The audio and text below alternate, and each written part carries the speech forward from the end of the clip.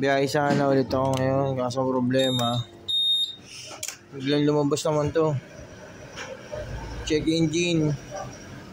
Sa TPS ang issue na to, alam ko eh. Reset muna natin siya gamit ang OBD2. Okay, reset muna natin. Okay, dito connect natin to dito.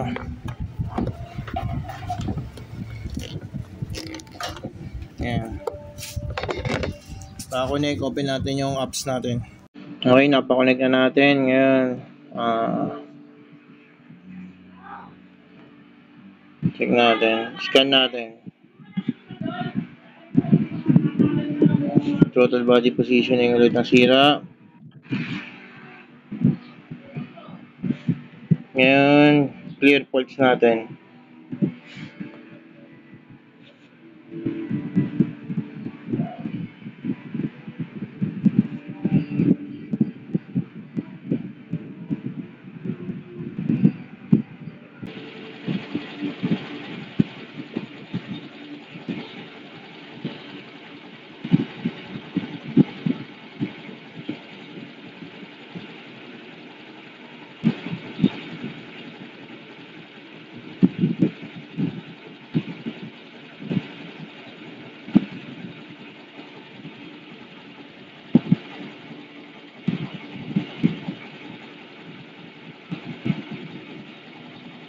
Yan, complete na.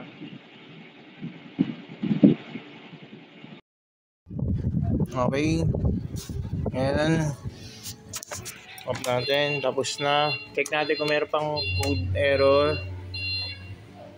Boom. Wala na. Okay. Wala na siyang error.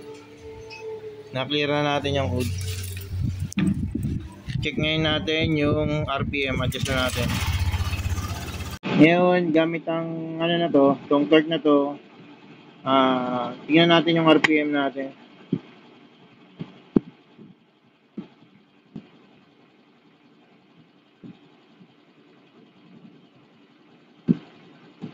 (1,002), 1,003 dapat to, 1,600 to eh, 1,516 to eh.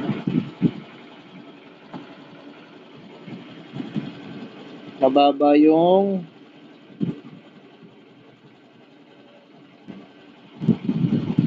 minor natin. Nasa 1,3 lang yung minor natin, mababa. Taasan natin yung minor. Ayan, nakikita nyo, 1,3 lang siya.